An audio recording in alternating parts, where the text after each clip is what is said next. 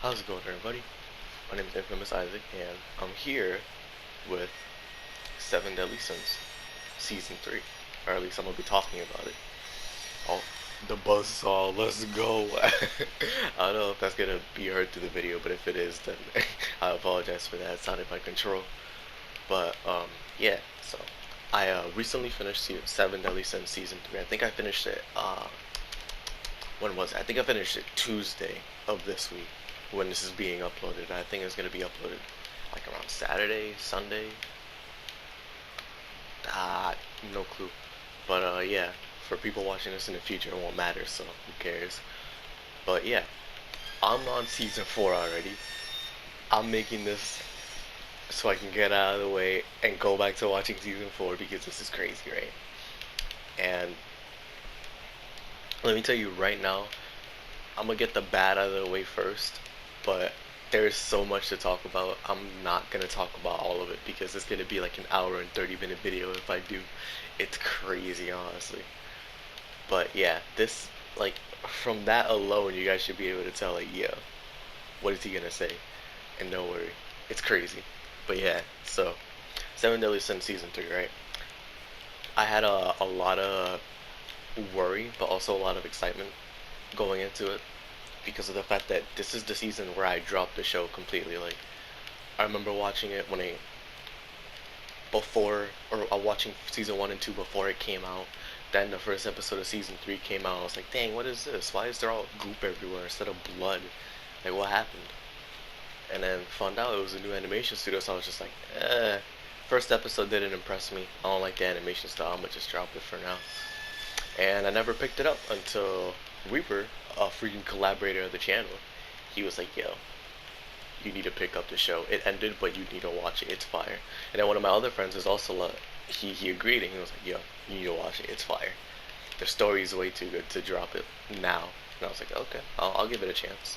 So I decided to go back for season 1 and 2, rewatch those, and season 3 was the breakaway point, right? Because the old animation studio was gone at that point. Season 3 was animated by somebody else. I don't know who, but now it's a different animation studio, but same show, you know. So I kept that in mind. I watched season 3, and now I'm here with all this new information, right? And let me just say right now, the intro, like besides the first episode because it was just weird. Everything from like, let me use numbers first. So from 2 all the way to 6, honestly. From 2 to 6, that's fire. And then from from 14 all the way to the end of the show, it's fire. Like, there's only a small gap in the show where it's just like, dang, I don't like this, honestly. And it's not even like a dislike. It's more like a gripe, right? So yeah, the show has Harlequin and Deanne in the Kerry King Forest, and next thing you know, Gloxinia and Droll just come out of nowhere, and now they're training. Like, that was so cool to me. Like, yo, you're really telling me the past Fairy King and Giant King are training the new generation? That's so sick to me. That's actually so fire. And the way that they did it was awesome too, because they sent their minds back in time to the past, where Gloxinia and Droll were 3,000 years ago, and they were watching the Holy War unfold and all that, and it was just so sick to me. I was like, yo, this is so fire. What? Seeing all this stuff happen, learning so much about the Holy War that we heard so much about, like, crazy, actually crazy. I enjoyed it so much because after the first episode, I was like, dang, is the show gonna be like this the entire time? It was not. It was not like that at all. They still had blood. I don't know why the first episode had white goop instead of blood and like black marks, darkening out the wounds and all that. Like, since Meliodas got bodied by Estarossa in season 2, he had a gaping hole in his chest. But in season 3, they blacked it out. So I was like, oh, alright, this is weird, but okay. But yeah, so that was sick because we got to see so much. We got to see Meliodas. We got to see Elizabeth somehow, which is explained later. I'm just saying that because of the context. But it was dope, honestly. We got to see Gotha. We got to see the other Gother, the real Gother. We had to learn all about that stuff. How Gother is a doll. We already knew he was a doll, but like, man, it was crazy. It was actually crazy. So I thoroughly liked the beginning of that. It made like I already liked Harlequin already, but because of that, I liked him even more. Like he's so sick to me because of the magic, chastiful, all that. His adult form is weird, but whatever. I don't really care. Like Harlequin himself is fire, and Deanne, she works better with Harlequin. By herself, she's all right, but with Harlequin, it's so fire. And he and her add so much. What's it called to their relationship? It's awesome. But yeah, so after that, after their training's done and they learn all about the past, what happened, they get stronger. They're cracked now. They go back to the seven deadly sins where Merlin, Escanor, Gother, Bon, Bon. Bon is there, Meliodas is there, everybody's there, Elizabeth and everybody. And they're there and they're like, alright, well, we're supposed to gather here because Bartra said so, because of a vision. Well, let's get ready to go take Camelot. And a bunch of other stuff is going on. Elizabeth is asking, alright, why in the world did Deanne tell me about an Elizabeth being in the past?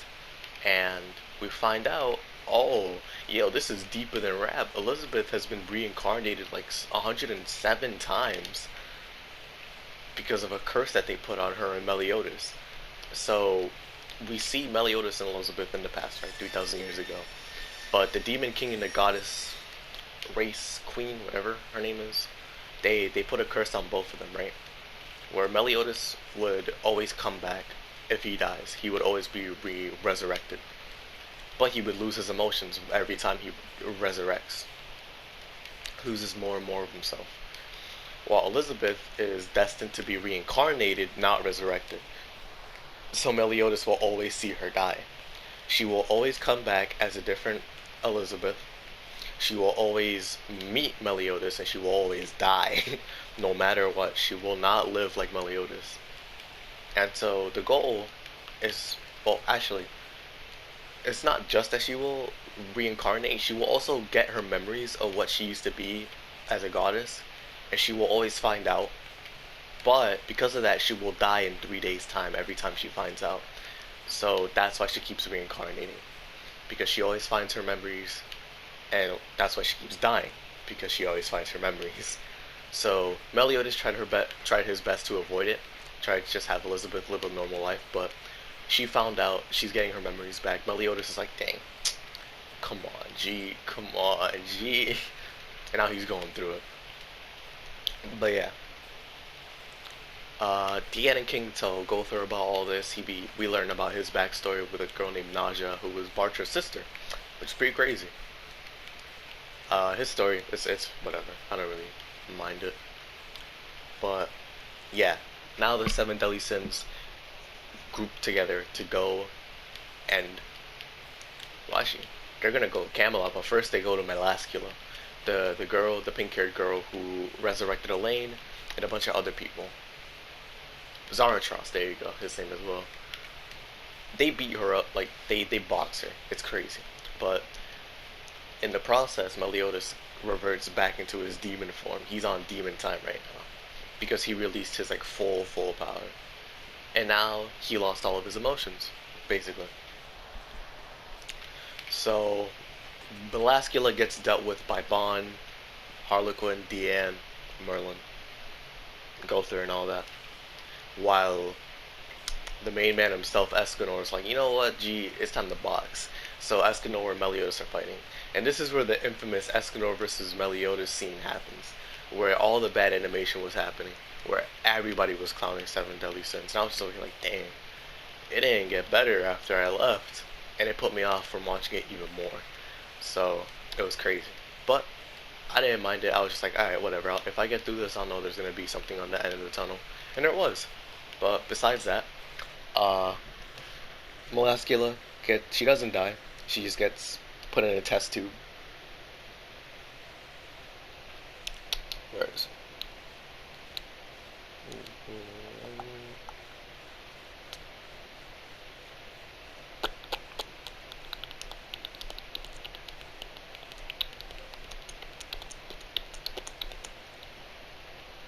Okay. There you go. All right. So after that, Meliodas and Escanor are fighting. Escanor is struggling. He is struggling really bad. But noontime hits, like directly at noon, 12 o'clock.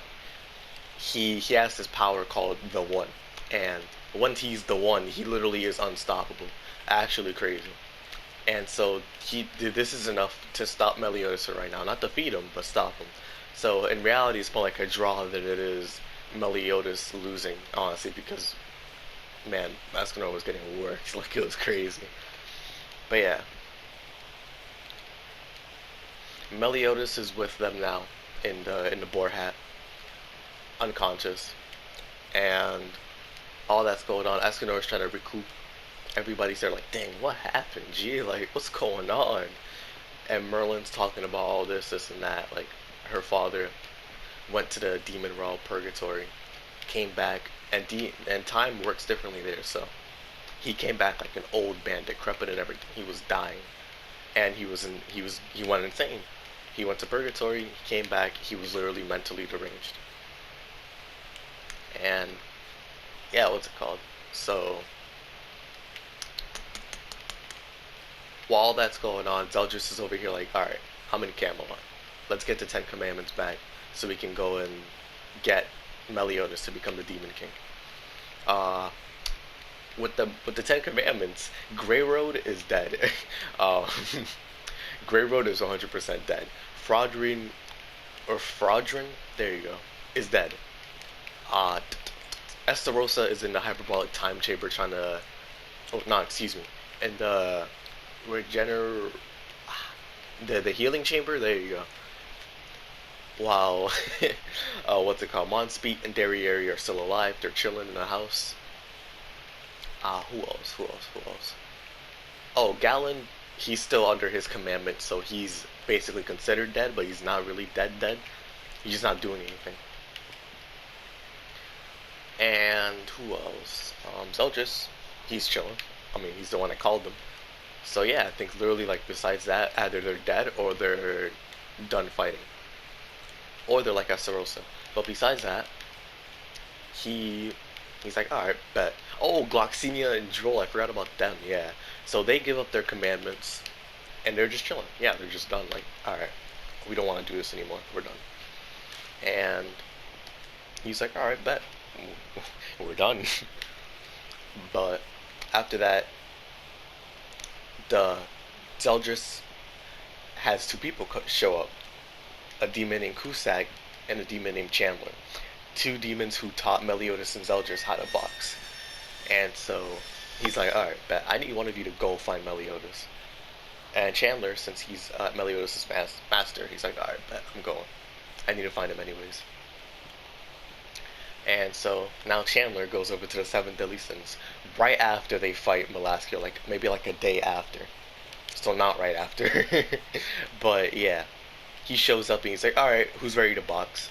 And everybody starts boxing him. Like, Escanor can't do anything because his power is literally the sun, while Chandler's is literally the moon. He counteracts Escanor's power like completely. It's a 10 or 0 to 10 matchup. And so Deanne, Harlequin, Bond, Gother, and Merlin are trying their best to beat this dude up. They're trying to box him. Even Elizabeth is trying, but it's not working. At least not well enough. And they have him on the ropes, but the next thing you know, Meliodas wakes up and he's just like, alright, bet. I'm not gonna do anything to you guys because you guys are my friends, but I will become Demon King to save Elizabeth by any means. So if you mess with me, you will get clapped later. And he dips with Elizabeth and Chandler follows him. And I was just like, oh my goodness, what happened? Why did this happen? And so now the Seven Deadly Sins go back to what's it called? They go back to Leonis. There you go. That's the name of the kingdom. Oh. And Bartro's like, hey, what's up, niggas? And then he's just like, alright, you came back. It's lit. You guys stopped Camelot from. Actually, speaking of Camelot, I forgot to mention. So, actually, that doesn't happen yet, so it doesn't matter. Uh, Oh yeah, that doesn't happen yet. Let me see.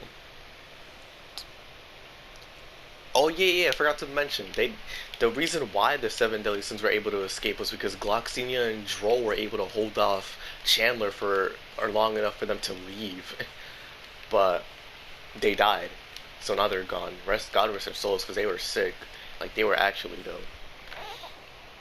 And let's see, where is it? Okay, there you go. So that's what happens. Um, so yeah, Meliodas goes to Zeldris. He just like, yo, let me be Demon King. And then he whispers in his ear, and he's just like, oh, okay, I'll let you be Demon King. Which is explained later on. But yeah, so now Meliodas and Zeldris are working together to get all the commandments, so Meliodas can become Demon King and rival his father, so he can beat him up. And Astarosa wakes up. He's like, oh, dear brothers, how could you leave me like this? And Meliodas is like, all right, you're gonna help me find the what's it called, the commandments. We're, and if you try to take any of them, you're going to get boxed. He's like, oh, okay, later. And he goes to find his commandments. Meanwhile, Merlin and all of them are there. They what's it called? It's nighttime still, and Zeldris goes over to Merlin while what's his name? Dreyfus and Hendrickson and Margaret. There you go. Those are the names. Okay. Hendrickson, Dreyfus, and Margaret are trying to find Gilthunder. They can't, and Margaret stumbles upon a statue who's whispering to her, "Hey, if you help me, I'll help you find Gilthunder." She obviously, being as dumb as she is, I don't know why she did this. She goes and listens because of love, quote unquote. And next thing you know, it's one of the angels that we saw in the flashback 3,000 years ago. It's Ludocio. And he was the one that wanted to exterminate the demon race completely. And so now he's Margaret, or he's using Margaret as a host to battle, box basically. And Dreyfus is like, dude, gee, come on, what's wrong with you, dog? Like, what's wrong with you? And Hendrickson's like, oh, master, you're sick. So two conflicting opinions. And then Ludocio holds true to his promise, teleports them to where Gilthunder is, aka Vivian, and he blasts her, like literally claps her as soon as he shows up, and she is dead. Like she is actually dead. There's no coming back for her. God rest her soul, because she did not deserve to die like that. It was crazy. But yeah, so Gilthunder's back after the disappearance, or after he disappeared at the end of season 2, and now well, all this is going on. Excuse me. Concurrently, Zeldris and Merlin are talking. They're trying to negotiate terms. Merlin's like, all right, let the people of Camelot go from the demons and all that.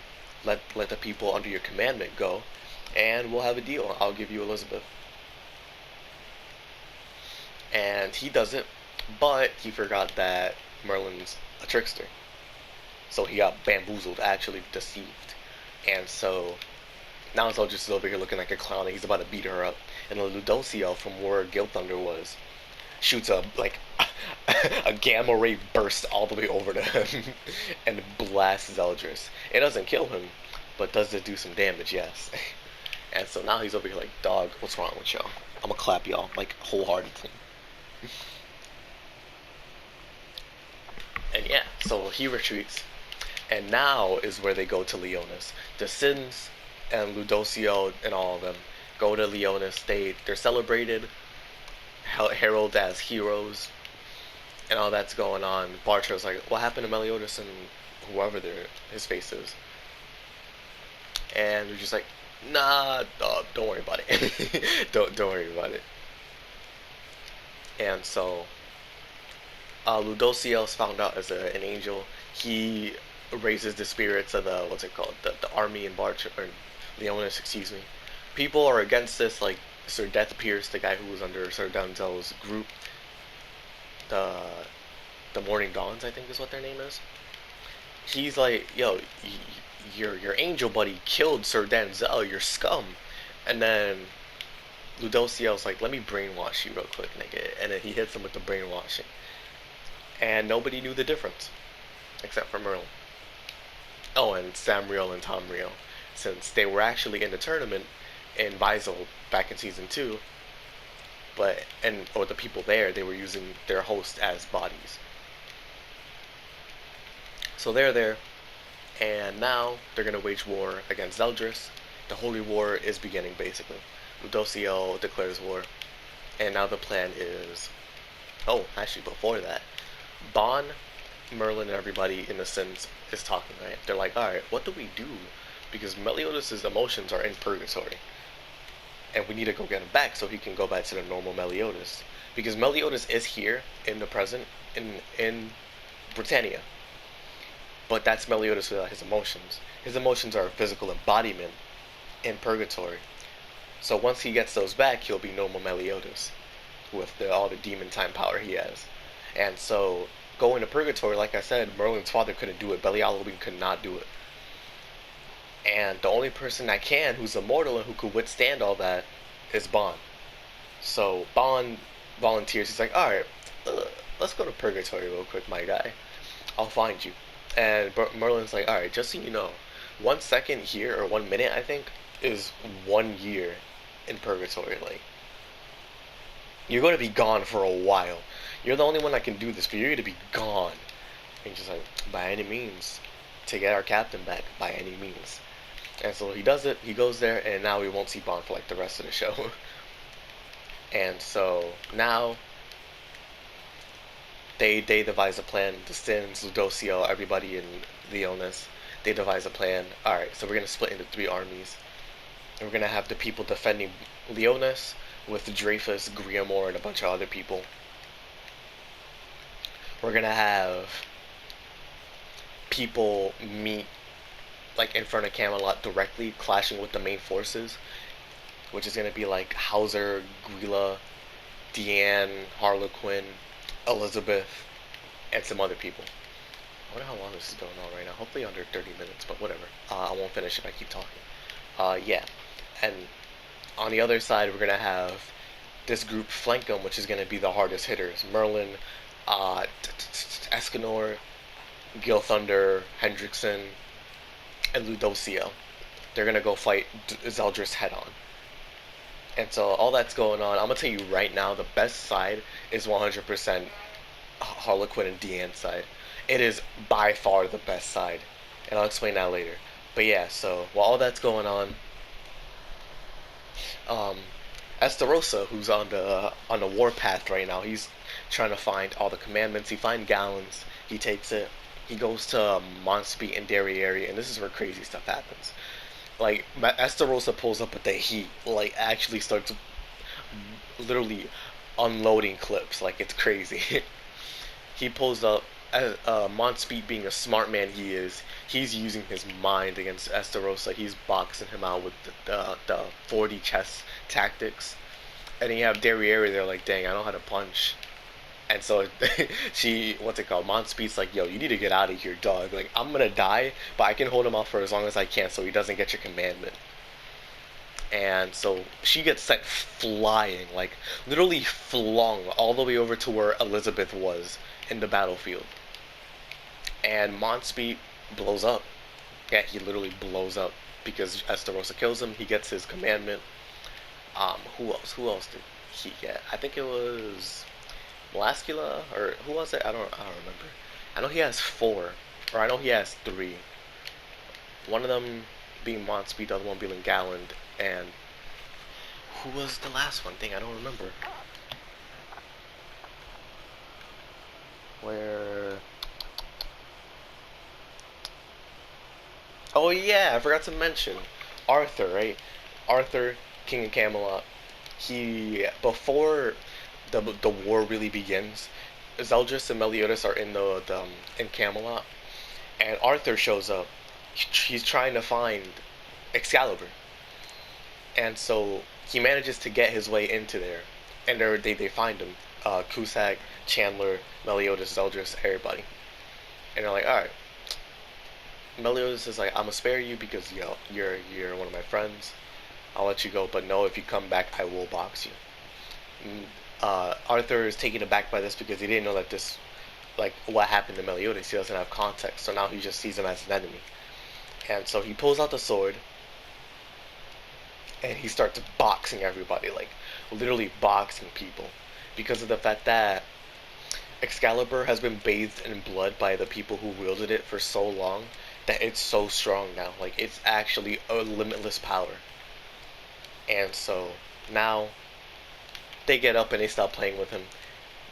Arthur can't really like wield the power because he's not mentally ready, or at least he's not physically ready. I think either physically or mentally, I don't remember, but it's one of the two. And so he gets boxed, and Merlin goes over to teleport to him, but it's too late. He's dying. Like they can't do anything because Cusack used a move on him, resonate, invaded his mind and forced him to kill himself. And now Arthur's dead. Merlin is taken aback by this, distraught, and now she swears to get revenge for him. But meanwhile, back into the present, Estarossa goes over to where Elizabeth and Derriere are. He starts losing his mind. Like literally, he actually starts losing his mind. He some weird stuff is happening with him. Like his memories are being warped and changed because of the commandments. Oh yeah, the third one was his own commandment. I'm stupid. Oh my gosh, I'm dumb. But yeah. So what's it called? He's there. He's on the battlefield. He absorbed all the commandments that he took, and now he's losing his mind. He what's it called? With all those commandments, he's unstoppable. A lot of people there can't handle him because Samriel and Tamriel are there as well trying to stop him. Uh, Harlequin is there. He's boxing him out. Deanne is trying her best, but she's not doing a lot. Elizabeth is trying to get him out of it, trying to see like why is this going on because now she fully has her memories back, and she knows like oh yeah, Estarossa and all that. And so, while all this is going on, Ludocio and Zeldris and all of them are staring each other down and they're boxing basically. And in Purgatory, Bon is still like he's searching. He's still searching for Meliodas. So the main plot is happening with Estarossa and everybody on the battlefield. So while he's losing his mind, he's literally like boxing people. He is turning into a giant glob of darkness. And we learn more about him, how he's a prince of darkness, but he's not really like the prince of darkness because he doesn't have any darkness in him. Like he's the son of the demon king, but he doesn't have any darkness in him. So he was always looked down upon. And yeah, now all that's going on, Estarossa, he's there. He's like, all right, I'm basically all omnipotent. I'm almighty with how many commandments I have. I'm taking Elizabeth. I love her. Meliodas took her from me, and yeah, I'm gonna go to shrine. I'll check it out. And so Harlequin's like, all right, bet I'm dipping. I'm going after him. Derriere and Elizabeth have a conversation. How Monspeed died before he could tell her what he wanted to say. Elizabeth is like, it doesn't matter what he wanted to say. It's what you thought of him at the least. There's no point in like you can't go back now. You just have to believe in what you believe in. And Derriere goes with Harlequin, reinvigorated because of that speech. Tamriel and Samriel go with Harlequin, and then they start. Tamriel and Samriel chase after Estarossa. And so now, while all that's going on, we see more of Bon. He's been in purgatory for years, like literally years, decades, even millennia at this point. And so now, all this is going on. That's the end of the season. Like literally, that's where the season ends. This is like a two-part, like a season, like season 3 and season 4, as the way that they're building up seems to be like a one giant season split into two because they couldn't continue it fully. And so with the way things are going, it definitely seems like that. And what I've seen from season 4, it 100% is like that. But yeah, so Seven Deadly Sins season 3, it was awesome. It was so sick. The story by far carried the animation. The story in season 3, like I don't care how ugly the Meliodas versus Escanor fight is. It was awesome. Like the story was so good. The concepts that they had were sick. Like with Meliodas versus Estarossa, or excuse me, Meliodas versus Escanor, and like all the fights, the curse, Purgatory Bond going there, Chandler versus everybody. All that was so dope. Like I thoroughly enjoyed season three. Was it my favorite season as of right now? Story wise, yes. Animation wise, it was awful. Like, well, not awful. It was not up to par. There you go. That's a better comparison or saying. Excuse me. But yeah, Seven Deadly Sins season two was awesome. I can't stress enough how lit it was. Like people who dropped the show after season two, I highly recommend watching it. It's gonna be hard to get through some of the animation, but the story makes it worth it. I promise. Like, but I do have some gripes with it though. Even though I said I was gonna go through it like in the beginning, go through stuff with Naja I didn't really care for. Uh, the first episode of the season I did not care for. Basically, the Melascula stuff where everybody went in their armor I did not care for because I think the armor just looks stupid. Like, I don't I don't like the way that the armor looks. But besides that, yeah, the Melascula stuff I didn't care for. I just thought it was boring. The Meliodas versus Escanor fight, although cool in concept, it was not cool in execution. So I didn't care for it either. But literally, that's it. Like that whole part, like the Melascula stuff and the Escanor versus Meliodas stuff, and the first episode, like that's it. That's the only part I didn't like. Compared to season two, where I didn't like the whole tournament, like the first half of the tournament, and some other stuff in that. Like a good part of the first half of season two, I didn't like, or at least as much. And then season one, meh, it was. I don't think I didn't really like much on it. Probably when they introduced Harlequin, I guess I didn't like too much. But yeah, like season three, honestly, oh yeah, excuse me, it was great. It was great. Like I can't stress that enough. It was great. But yeah, like the MVP for this season, 100%, I can say it was Estarossa. Estarossa, when he woke up, he was just boxing people. He got straight to business. And when he did get to business, like he was unchained, untamed, literally unfathomably crazy. Like Estarossa in this season by far was the carry. In season two, it was what's his face, Escanor, and in season one it was Meliodas. Like Meliodas in season one was cracked. Escanor in season two was cracked, and now Estarossa in season three was actually cracked. Even though he's a bad guy, he's on the enemy team. He was actually insane. Like so, season four, I think I know who the MVP of that season is gonna be. Who did the most, whether for their respective side. But as of right now, I'm not done with it yet, so I can't say for certain.